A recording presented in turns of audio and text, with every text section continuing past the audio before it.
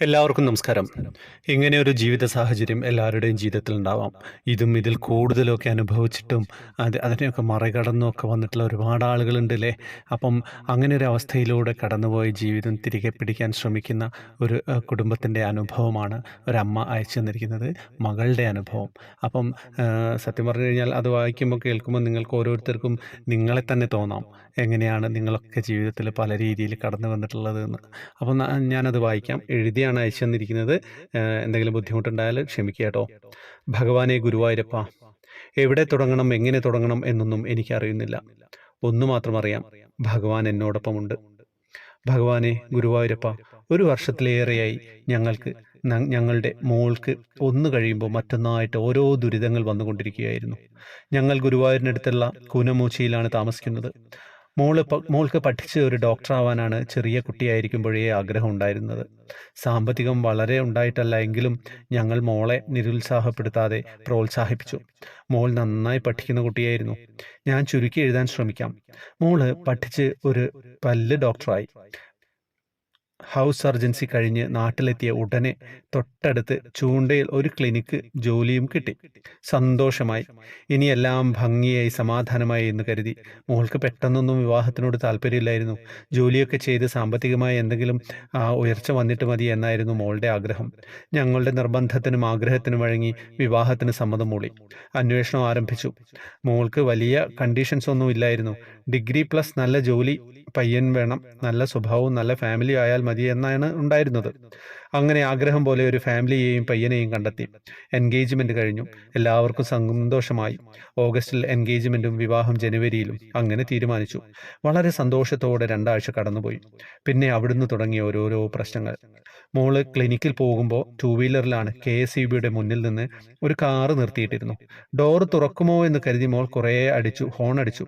Driver അതൊന്നും ശ്രദ്ധിച്ചില്ല. അയാൾക്ക് വലിയ ടെൻഷനുള്ള സമയമായിരുന്നു എന്ന് തോന്നുന്നു. മോള് വണ്ടിയുമായി പോകാൻ തുടങ്ങിയപ്പോൾ കാറിന്റെ ഡോറ് തുറന്നു. മോളുടെ ഇടത്ത് കാൽ 2 വണ്ടിയുടെയും ഇടയിൽ കുടുങ്ങി. കാൽപാദത്തിന്റെ ആ ഭാഗത്ത് എല്ലിനും എല്ലാ പൊട്ടലും ഒക്കെ ഉണ്ടായിട്ട്. പിന്നീട് എല്ലാത്തിനും എൻ്റെ സമയം ആവശ്യമായിരുന്നു, എൻ്റെ ശ്രദ്ധ ആവശ്യമായിരുന്നു. 3-4 മാസം കിടപ്പിലായി. ഞങ്ങൾ അപ്പോഴും ഗുരുവായൂരപ്പൻ്റെ അനുഗ്രഹത്തിന് നന്ദി പറയുന്നു. എന്താണെന്ന് വെച്ച് കഴിഞ്ഞാൽ വലിയൊരു അപകടം നടക്കേണ്ട, ഒരു വലിയ പരിക്ക് പറ്റേണ്ട സമയമായിരുന്നു. 9:45 നേരം എന്ന് വെച്ച് കഴിഞ്ഞാൽ തൃശ്ശൂർ ഗുരുവായൂർ റൂട്ടിൽ ഒരു തിരക്ക്. ആ സമയത്ത് ഇത്രയ്ക്കല്ലേ സംഭവിച്ചുള്ളൂ. അതായിരുന്നു ഞങ്ങളുടെ ആശ്വാസം. ഭഗവാൻ ഞങ്ങളെ കാത്തുരക്ഷിച്ചു എന്ന് പറയാം. ഈ 3-4 മാസമായിട്ട് കിടപ്പ് ഇരിപ്പും കഴിഞ്ഞ് ജോലിക്ക് പോകാൻ കാത്തിരിക്കുന്ന സമയത്താണ് അടുത്ത പ്രശ്നം വരുന്നത്. മോൾക്ക് നടക്കാൻ ബുദ്ധിമുട്ടായതിനാൽ വാക്കറിൽ പിടിച്ചാണ് ചാടി നടന്നിരുന്നത്. അങ്ങനെ ഷോൾഡറും കൈകളും എല്ലാ കാലുകളും സ്വാഭാവികമായും വലിയ വേദനയായി. പിന്നെ വേദന ബുദ്ധിമുട്ടാക്കി തുടങ്ങി. ഫ്രാക്ചറായിരിക്കുന്ന ഷോൾഡറും കാലും ഷോൾഡറിനും വേദന എല്ലാം കൂടി സഹിക്കാൻ പറ്റാതെയായി തുടങ്ങി. മോൾക്ക് കോളേജിൽ വെച്ച് ഷോൾഡറിന് വേദന ഉണ്ടായിരുന്നു. ലീവിന് വരുമ്പോൾ 1-2 തവണ ഡോക്ടർമാരെ കാണിച്ച് ട്രീറ്റ്മെൻറ്റ് ചെയ്തിരുന്നു. അപ്പോൾ കുറയും, പിന്നെ വീണ്ടും കൂടും. അങ്ങനെ വേദന ഉണ്ടായിക്കൊണ്ടിരിക്കുകയായിരുന്നു. ആ ഭാഗത്ത് എല്ലാം കൂട്ടി സഹിച്ചാണ് മോള് ജീവിച്ചുകൊണ്ടിരുന്നത്. പിന്നെ ഞങ്ങളുടെ അടുത്തല്ലേ ഉള്ളത്, ഞങ്ങൾക്ക് ശ്രദ്ധിക്കാനും അടുത്തല്ലല്ലോ ഉള്ളത്, ഞങ്ങൾക്ക് ശ്രദ്ധിക്കാനും കഴിഞ്ഞിരുന്നില്ല. ഇപ്പോൾ വാക്കറിൽ പിടിച്ചുള്ള ചാട്ടത്തിൽ വേദന കലശലായി. മാത്രമല്ല കയ്യിനും കാലിനും തളർച്ച, ബലക്കുറവ് തോന്നുന്നു എന്ന് പറഞ്ഞു.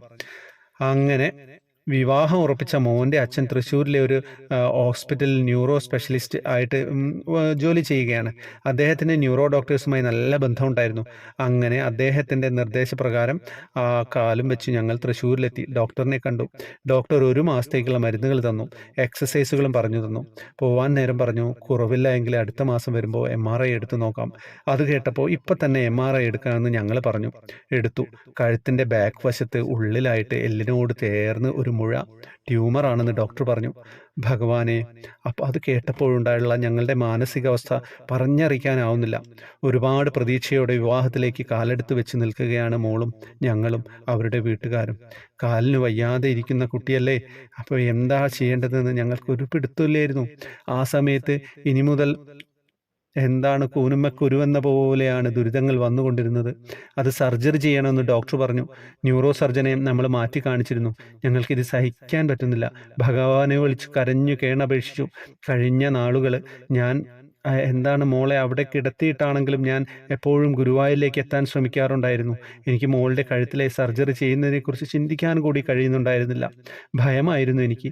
പിന്നെ ചിന്തകൾ മനസ്സിൽ ഓടിയെത്തി. ഉറക്കമില്ലാത്ത രാത്രികളായിരുന്നു. ഞങ്ങൾ ഭഗവാനെ വിളിച്ചു പ്രാർത്ഥിച്ചു കഴിയുകയായിരുന്നു. അങ്ങനെ പ്ലാസ്റ്റർ വെട്ടിയതിന് ശേഷം സർജറി അയാൾ ചെയ്യാമെന്ന് പറഞ്ഞു. പ്ലാസ്റ്റർ വെട്ടിയതിന് ശേഷം സർജറി ചെയ്യാൻ എനിക്ക് താല്പര്യമില്ലായിരുന്നു. ഞാൻ സങ്കടപ്പെട്ടു. നിർബന്ധിച്ചു ഒരു ആയുർവേദ ട്രീറ്റ്മെൻറ്റ് നടത്താൻ തീരുമാനിച്ചു. 1 മാസം തികച്ചും അവിടെ പച്ചമരുന്നുകൾ ചെയ്ത് കഷായവും ലേഹ്യവും ഒക്കെ കഴിച്ചു. ഞങ്ങൾ അവിടെ കിടന്നു. വീണ്ടും MRI എടുത്ത് നോക്കിയപ്പോൾ കുറവുണ്ടായിരുന്നു. 1,00,000-ഓളം രൂപ ചിലവായി. അതിനിടയിൽ വിവാഹം മുടങ്ങിപ്പോകുമോ എന്ന സിറ്റുവേഷൻ വരെ ഉണ്ടായിരുന്നു. പരീക്ഷണത്തിൻ്റെ പരീക്ഷണങ്ങൾ. അതിനിടയിൽ ഒരു സ്വപ്നം പോലെ വിവാഹം ഉറപ്പിച്ച ഡേറ്റിന് മുൻപേ വിവാഹം നടന്നു. അതും ഗുരുവായൂർ അമ്പലനടയിൽ, ഗുരുവായൂരപ്പൻ്റെ സമ്മതത്തോടെ. അതിനുശേഷം മോൾക്ക് സർജറി ചെയ്തു. കാരണം കാലുകൾക്കും കൈകൾക്കും സ്വാധീനം ഇല്ലാതാകാൻ സാധ്യതയുണ്ടെന്ന് പറഞ്ഞിരുന്നു. ബുദ്ധിമുട്ടുണ്ടായിരുന്നു. ഒരമ്മയെന്ന നിലയ്ക്ക് എനിക്ക് മോളുടെ വിവാഹം കഴിഞ്ഞു. അവരുടെയും സപ്പോർട്ട് കൂടെ. അപ്പോൾ കുറച്ച് സമാധാനമായി. വിവാഹം കഴിഞ്ഞ് 6-ാം ദിവസം മോൻ പോയിരുന്നു. പിന്നെ 1 മാസം കഴിഞ്ഞപ്പോൾ സർജറി നടന്നു. അതാണ് എനിക്ക് ചിന്തിക്കാൻ കഴിയുന്നില്ല. ഞാൻ ഗുരുവായൂരപ്പനെ മാത്രം ജപിച്ച് അങ്ങനെ കഴിയുകയായിരുന്നു. സർജറിയും കഴിഞ്ഞു. പിന്നെ ബയോപ്സിയും മുഴ പ്രശ്നമൊന്നുമില്ല. എല്ലാം ശരിയായി എന്ന് വിചാരിച്ചു. ഇന്ന് മനസ്സമാധാനമാണ്. ഈ ഓണത്തിന് ഓഫീസിൽ പോയി തുടങ്ങിട്ടോ. അപ്പം വീണ്ടും തിരിച്ചു വന്നു. പ്രഗ്നൻ്റായി. DNC ചെയ്യേണ്ടി വന്നു. അങ്ങനെ ഒരു സങ്കടം കൂടിയാണ് ഞങ്ങൾക്ക് വന്നത്. അതെല്ലാം പറഞ്ഞ് മനസ്സിലാക്കി ഇപ്പോൾ നാട്ടിൽ വന്ന് DNC ചെയ്തത്. റെസ്റ്റ് കഴിഞ്ഞു. 2 വീക്കായിരുന്നു. അതൊക്കെ പ്രശ്നങ്ങളില്ലാതെ കഴിഞ്ഞു. 1 വർഷം കഴിഞ്ഞു റെസ്റ്റായിട്ട്. ഇനിയൊരു ജോലി കിട്ടിയിട്ട് സമാധാനമായിട്ട് ഭഗവാന്റെ അനുഗ്രഹത്താൽ പഠിച്ച് ഡോക്ടറായി ജോലി ചെയ്താലാണല്ലോ അതിനൊരു പൂർണ്ണതയുണ്ടാവുള്ളൂ. അങ്ങനെ മോൾക്കും വീട്ടുകാർക്കും എല്ലാവർക്കും സങ്കടമായിരുന്നു. മോൾക്ക് ജോലി ചെയ്യാൻ കഴിയുന്നില്ല എന്നോർത്ത്. ഇനി ജോലി നോക്കി. ഇപ്പോൾ ഒന്ന് ശരിയായിട്ടുണ്ട്. സൺഡേ പോകും. എറണാകുളത്താണ് ക്ലിനിക്ക്. സ്റ്റേ ചെയ്യണം. എന്നാലും ഭഗവാൻ എല്ലാം നല്ലതാക്കി ശരിയാക്കി അനുഗ്രഹിച്ചു. 1000 ലക്ഷം കോടി നന്ദി. അപ്പോൾ സംഭവം എന്താണെന്ന് വെച്ച് കഴിഞ്ഞാൽ ജീവിതത്തിലെ കഷ്ടപ്പാടുള്ള അനുഭവമാണ്. കുറച്ചുകൂടെ നന്നായിട്ട് പറയായിരുന്നു. എന്താണെന്ന് വെച്ച് കഴിഞ്ഞാൽ ചെറിയ എഴുത്തിലാണ് എഴുതിയത്. എനിക്ക് ഭയങ്കര ബുദ്ധിമുട്ടായിരുന്നു കാണാൻ. അപ്പോൾ എങ്കിലും നിങ്ങൾക്ക് ആ ഫീൽ എത്തിയിട്ടുണ്ടാവുമെന്ന് വിചാരിക്കുന്നു. ഇതിന് ശേഷം അമ്മ ഒരു വോയിസ് ഇട്ടിട്ടുണ്ട്. അപ്പോൾ അമ്മ പറഞ്ഞത് എറണാകുളത്ത് ജോലിയൊക്കെ ശരിയായിട്ട് പോയിട്ടുണ്ട്. പോയി പ്രാർത്ഥിക്കണം, എല്ലാവരും പ്രാർത്ഥിക്കണം എന്ന് പറഞ്ഞിട്ടുണ്ട്. അപ്പോൾ ഇതെല്ലാവരിലേക്ക് എത്തിക്കുക കേട്ടോ. അപ്പം എഴുതി അയക്കുമ്പോൾ കുറച്ച് വലിയ ലെറ്റേഴ്സിൽ എഴുതി അയക്കാൻ ശ്രമിക്കുക. ടൈപ്പ് ചെയ്ത് അയച്ച് തന്നാൽ അത്രയും സുഖമാവും. അപ്പം ഈ അനുഭവം അയച്ചു തന്ന അമ്മയോട് വളരെ നന്ദി പറയാണ്. മോളെ എല്ലാവരും ചേർത്ത് പിടിക്കുക കേട്ടോ. മോൾക്ക് ഇനി പ്രശ്നങ്ങളൊന്നും ഉണ്ടാവില്ല. ജീവിതത്തിൽ കാലെടുത്ത് വെച്ചിട്ടല്ലേ ഉള്ളൂ. അപ്പോൾ ഇതിലും വലിയ പ്രശ്നങ്ങളൊക്കെ അനുഭവിക്കുന്ന ഒരുപാട് ആളുകളുണ്ട്. നമ്മളെ ഗ്രൂപ്പിലൊക്കെ വന്നാൽ അറിയാം ആർക്കൊക്കെ എന്തൊക്കെയാണ് പ്രശ്നങ്ങൾ എന്നുള്ളത്. എല്ലാവരും കൂടെ പ്രാർത്ഥിച്ച് അസുഖങ്ങൾ മാറ്റുക എന്നുള്ളതാണ് നമ്മുടെ ഒരു പരിപാടി. അപ്പം ഡോക്ടറെ കാണിക്കണം കേട്ടോ. ഡോക്ടറെ നിർബന്ധമായിട്ടും കാണിക്കണം. എന്താണെന്ന് വെച്ച് കഴിഞ്ഞാൽ അമ്മ ഇതിൽ പറഞ്ഞു ഡോക്ടറെ കാണിക്കാൻ പേടിയായിരുന്നു എന്ന്. ഒരിക്കലും ഭയക്കാൻ പാടില്ല. ഈ ഡോക്ടേഴ്സ് എന്ന് പറയുന്നത് നമുക്ക് വേണ്ടിയിട്ട് ഭഗവാൻ ഇരുത്തിയിരിക്കുന്ന ആളുകളാണ്. ഈശ്വരനും ഡോക്ടറും ഒക്കെ ഒരേ കാറ്റഗറിയിൽ പെടുന്ന ആളുകളാണ്. എന്താണെന്ന് വെച്ചാൽ നമ്മുടെ ജീവൻ രക്ഷിക്കാനായിട്ട് ഏത് സമയത്തും ഇപ്പോൾ 14, 15, 18 മണിക്കൂറൊക്കെ കണ്ടിന്യൂസ് ആയിട്ട് ഓപ്പറേഷൻ തിയേറ്ററിലൊക്കെ ഉണ്ടാകുന്ന ഡോക്ടർമാരില്ലേ, അവർക്ക് സമയമില്ല. നമ്മൾ വിചാരിക്കും അത്രയും ഫ്ലറിഷ് ലൈഫാണെന്നൊക്കെ. ലൈഫൊക്കെ അങ്ങനെയൊക്കെ തന്നെയാണ്. ബട്ട് വളരെ സ്ട്രെസ്ഫുൾ ആയിട്ടുള്ള ജോലിയാണ്.